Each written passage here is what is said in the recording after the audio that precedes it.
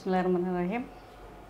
Assalamualaikum warahmatullahi wabarakatuh. Selamat pagi, salam sehat untuk kita semua. Selamat datang kami ucapkan di podcast Bisa Pemilu, bicara seputar pemilu KPU Kabupaten Kampar.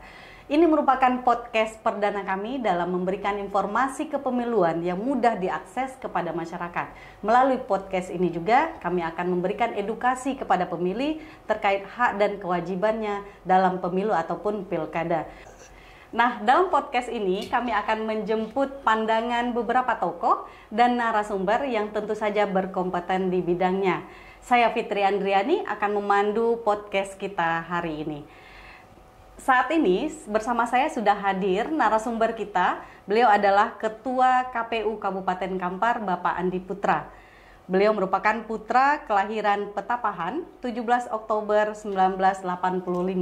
Nah, beliau juga sudah 2 periode menjadi komisioner di KPU Kabupaten Kampar. Baik, kita sapa dulu Pak Andi Putranya. Selamat pagi Pak Andi. Pagi Kak Fitri. Apa kabar Pak? Sehat? Alhamdulillah sehat, cuman mata kurang sehat Kak Fitri. Oh, mata kurang sehat, tapi tetap semangat ya Pak ya? Ya, tetap semangat. Semangat adalah modal kita Kak Fitri untuk melaksanakan tugas dan kewajiban kita sebagai penyelenggara pemilu khusus di KPU Kabupaten Kampar.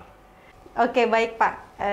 Jadi tema kita hari ini di podcast perdana kita ini adalah tentang bagaimana eksistensi KPU Kabupaten Kampar pasca tahapan pemilu dan pilkada. Jadi begini Pak, saya melihat ada anggapan di tengah-tengah masyarakat bahwa mengatakan bahwa KPU itu hanya bekerja pada saat tahapan pemilu dan pilkada saja. Ya. Nah, bagaimana tanggapan Anda? Silakan Pak. Ya, ini yang pemahaman salah terhadap penilaian KPU Kabupaten Kampar bahwa KPU itu tidak bekerja hanya pada saat tahapan pemilu maupun pilkada saja.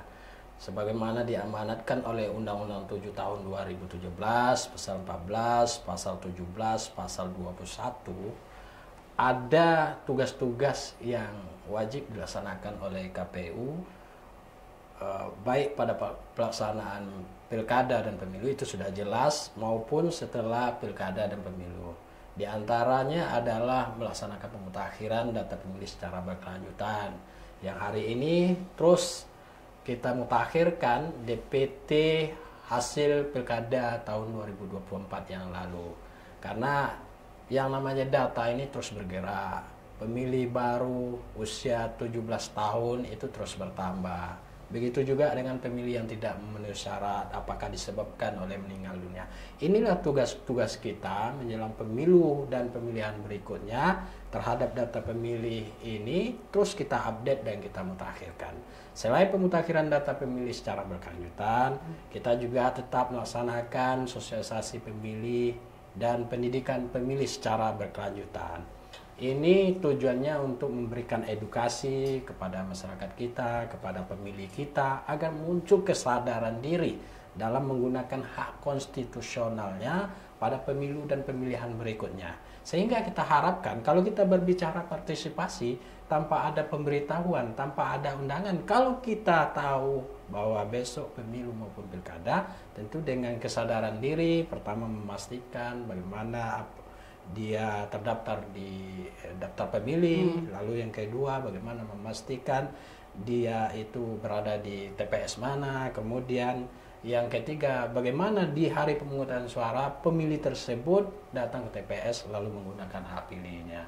Jadi kalau masyarakat berpikir bahwa KPU pasca pemilu dan pemilihan tidak ada kerjaannya, itu adalah pandangan yang salah Kak Fitri. Kita tetap bekerja, hanya saja memang eksistensi ataupun volume kerja kita itu tidak sepadat pada tahapan. Dan kita memang pada saat non tahapan ini bekerja menyesuaikan dengan aturan jam kerja, yakni hari Senin masuk hari Senin sampai hari Jumat. Sementara kalau untuk pemilu tentu kita mengacu kepada kalender kerja. Kira-kira begitu Kak Fitri. Oke, baik. Nah, sepertinya kan sudah terjawab ini Pak. Artinya apa yang menjadi anggapan masyarakat selama ini itu tidaklah benar ya. Karena KPU tetap punya tugas-tugas dan kegiatan-kegiatan yang sifatnya berkelanjutan seperti yang Bapak sampaikan tadi. Nah, sebenarnya secara kelembagaan Pak, seperti apa sebenarnya struktur organisasi KPU Kabupaten Kampar ini gitu? Iya. Dan kemudian apa tugas-tugas dan fungsi serta kewenangannya? KPU ini kan bersifat nasional, tetap dan mandiri sebagaimana disebutkan di dalam Undang-Undang 7 tahun 2017. Makna bersifat nasional itu ada KPU RI. Dan juga KPU ini kan bersifat hierarki. Selain ada KPU secara nasional untuk KPU tingkat pusat, juga ada KPU tingkat daerah, baik tingkat provinsi maupun di tingkat KPU kabupaten kota. Selain itu, di lembaga KPU itu ada dua struktural yang bernaung di situ. Pertama, struktural yang terdiri dari komisionernya. Lalu yang kedua, struktural yang terdiri dari sekretariatnya. Itu yang dipimpin oleh seorang sekretaris namanya. Dan begitu juga dengan komisioner itu. Komisioner itu untuk setiap KPU kabupaten kota itu di aturan Undang-Undang 7 tahun 2017 itu semuanya sama. Sama ya? 5 orang untuk setiap KPU kabupaten kota. Berbeda untuk di provinsi. Kalau untuk di provinsi itu mengacu kepada jumlah kependudukannya. Ada yang 5 dan ada yang 7. Khusus untuk Provinsi Riau itu saat ini masih 5 orang komisionernya. Nah, kembali kita ke struktur untuk KPU Kabupaten Kampar.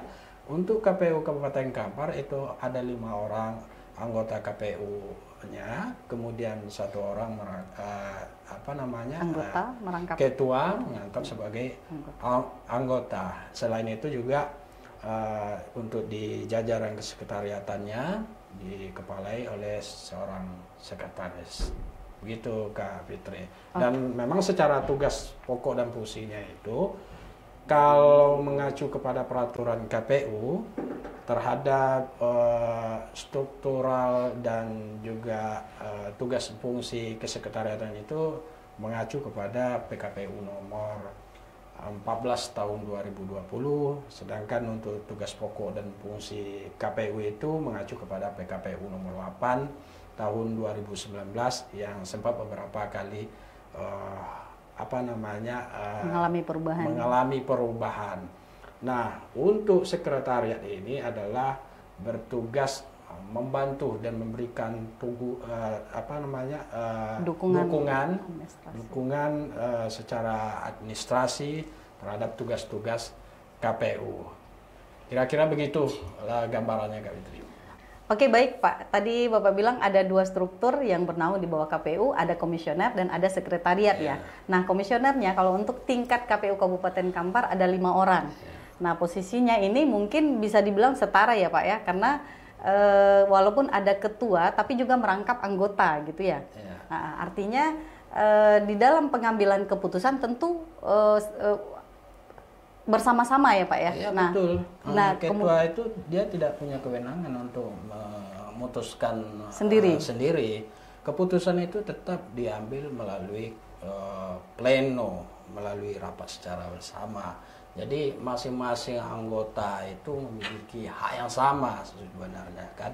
Makanya di KPU itu ada yang namanya kolektif kolegial. Betul. Maknanya apa? Maknanya keputusan itu kita ambil secara bersama, kita lahirkan secara bersama. Disinilah letak perbedaan antara lembaga KPU dengan instansi-instansi lainnya seperti dinas-dinas misalkan yang memang secara fungsi dan kewenangannya itu terletak di kepalanya. Berbeda dengan di KPU, kalau KPU tidak, kalau untuk keputusannya itu ya melalui rapat pleno. Jadi masing-masing memiliki hak yang sama untuk pengambilan keputusan. Artinya pengambilan keputusan-keputusan strategis di KPU ini diputuskan oleh 5 orang komisioner ya Pak ya. Betul. Keputusan bersama menjadi tanggung jawab bersama gitu ya. Mungkin barangkali tujuannya untuk menghindari penyalahgunaan wewenang oleh 1 orang, kemudian agar keputusan tadi lebih transparan, mungkin lebih independen, lebih objektif ya Pak ya, barangkali seperti itu. Oke, baik. Kemudian tadi Bapak juga menyampaikan bahwa tugas-tugas KPU ini sebenarnya berlanjut terus. Ada yang berkelanjutan seperti tadi pemutakhiran data pemilih berkelanjutan. Nah, mungkin publik juga pengen tahu Pak, karena saya yakin keberhasilan kegiatan ini tentu tak luput dari peran ataupun partisipasi dari masyarakat. Kira-kira hal penting apa yang mesti masyarakat tahu terkait kegiatan pemutakhiran data pemilih berkelanjutan ini Pak? Mungkin bisa dijelaskan. Iya, pentingnya suatu pemutakhiran data pemilih berkelanjutan ini untuk mendapatkan suatu daftar pemilih yang akurat dan termutakhir untuk pemilu dan pemilihan berikutnya. Tentu kita harus mulai jauh-jauh hari. Tidak bisa semerta-merta besok pemilu maupun pemilihan kita lalu baru lakukan pemutakhiran data pemilih secara berkelanjutan. Yang namanya data ini kan tetap bergerak. Orang yang meninggal itu setiap hari. Orang lahir dan orang yang berusia 17 tahun juga setiap hari.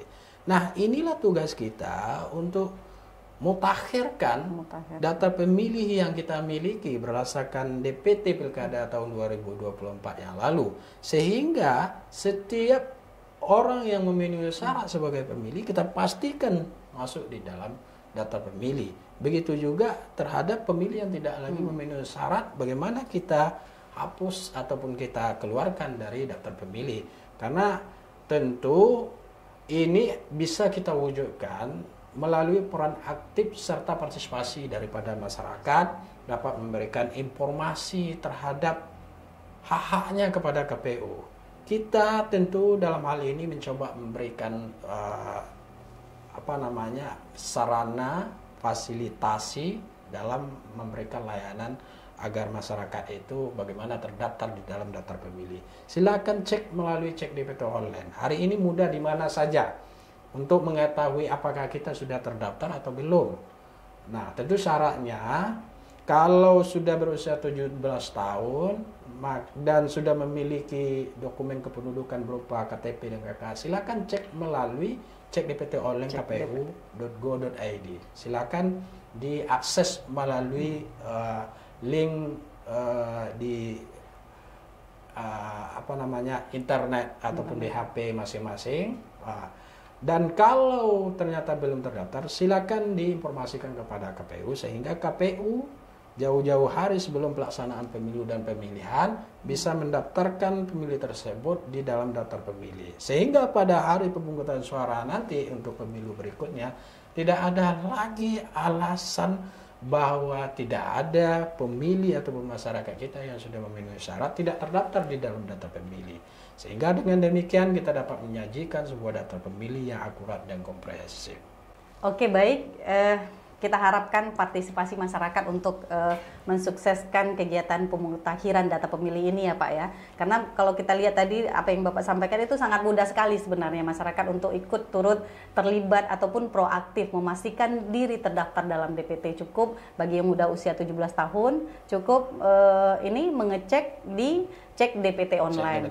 Apabila tidak terdaftar, ya silahkan datang ke KPU. Dan sebenarnya kita juga sudah membuka ruang-ruang lain untuk pengaduan ke KPU, apakah itu melalui WA, PPID, ataupun melalui media sosial, kita juga terbuka ya Pak ya? Betul sekali. Ya, betul. Banyak instrumen sebenarnya yang bisa diakses oleh masyarakat terkait hal-hal yang mungkin barangkali ingin disampaikan ke KPU, terutama dalam proses kegiatan pemutakhiran data pemilih. Nah Pak, terus satu lagi, KPU ini kan juga harus mampu memastikan bahwa masyarakat ini sadar akan hak-haknya terhadap dalam hal politik gitu. Nah, untuk upaya kita sendiri bagaimana nih Pak untuk memastikan masyarakat agar terlibat terus aktif ataupun care ataupun peduli dengan isu-isu tentang kepemiluan, politik dan demokrasi gitu. Bagaimana Pak? Ya, kita berupaya secara maksimal untuk mensosialisasikan kepada masyarakat dalam rangka memberikan edukasi pendidikan pemilih terhadap masyarakat. Terutama hari ini kita tidak dalam tahapan pemilu maupun pemilihan. Sosialisasi secara berkelanjutan ini tetap kita lakukan dalam rangka untuk meningkatkan partisipasi masyarakat kita pada pemilu dan pemilihan berikutnya. Nah, sosialisasi ini kita tidak hanya melalui media sosial yang kita miliki, masyarakat juga bisa mengikuti media-media sosial yang kita miliki. Kita juga punya Facebook KPU Kabupaten Kampar, juga punya Instagram KPU Kabupaten Kampar, dan juga punya TikTok serta media-media sosial lainnya. YouTube juga Pak ya. YouTube juga punya kita. Untuk penayangan podcast kita ini nanti kita akan tayangkan di YouTube kita ya. Kita juga seringkali untuk turun menyapa masyarakat, terutama masyarakat marginal seperti di wilayah-wilayah hulu sana seperti Kampar Kiri Hulu yang beberapa waktu kita lakukan melalui sosialisasi kemah demokrasi. Kemudian kita juga hadir dalam jamaah-jamaah ibu-ibu, wirid ibu-ibu gitu. Di situ kita juga menyampaikan pesan-pesan demokrasi kepada kaum ibu-ibu ataupun kaum perempuan. Selain itu, kedepannya kita juga akan melaksanakan sosialisasi untuk basis pemilih pemula di kampus-kampus dan juga di sekolah-sekolah yang kemarin sudah kita lakukan koordinasi ke lembaga-lembaga tinggi. Nah, inilah pentingnya sosialisasi secara berkelanjutan. Nah, sekali lagi kita kembali kepada masyarakat itu tersendiri, memahami bagaimana pentingnya hak pilih kita dalam memilih pada pemilu maupun pilkada guna menentukan siapa yang akan memimpin kita 5 tahun yang akan datang. Baru saja kita melaksanakan pemilu dan pemilihan. Produk dari pemilu dan pemilihan itu sudah ada dan kita sudah merasakan. Nah, tentu kita bisa memahami terhadap dampak daripada pilihan kita sendiri.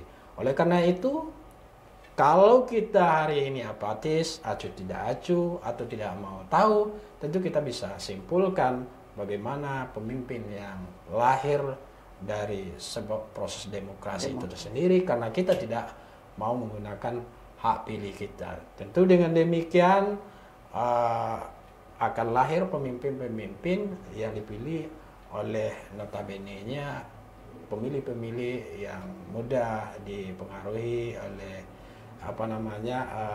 para orang-orang yang memiliki kepentingan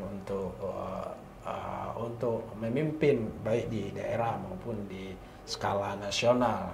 Nah, tentu sekali lagi kesadaran daripada masyarakat dalam menggunakan hak pilih yang tidak mau terpengaruh oleh kepentingan seseorang, akan tetapi bagaimana subjektif dalam melihat secara program dan visi misi pemimpin yang akan memimpin negara kita maupun daerah kita 5 tahun yang akan datang, sehingga apa yang menjadi keinginan masyarakat, kesejahteraan masyarakat itu dapat terwujud melalui tangan-tangan pemimpin yang dipilih melalui proses pemilu dan pilkada ya Pak. Oke.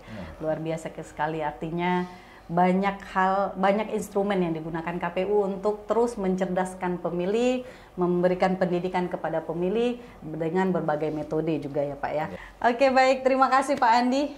Saya rasa cukup luar biasa sekali hasil diskusi kita pada pagi hari ini. Mudah-mudahan bermanfaat bagi para pemilih di luar sana yang menonton podcast perdana kita pada hari ini. Untuk terakhir Pak Andi, kami minta closing statement-nya sedikit, silahkan. Ya, terima kasih Kak Fitri. Sebagai closing statement pertemuan kita pada hari ini, bahwa meskipun hari ini KPU sebagai lembaga penyelenggara dalam melaksanakan pemilu dan pemilihan tidak dalam tahapan, tapi tetap melakukan kerja-kerja rutin. Salah satunya adalah pemutakhiran data pemilih berkelanjutan, kemudian juga sosialisasi berkelanjutan. Selain itu, kita juga melakukan kajian-kajian dan diskusi sebagai upaya kita dalam melakukan evaluasi serta perbaikan terhadap penyelenggaraan pemilu maupun pemilihan berikutnya.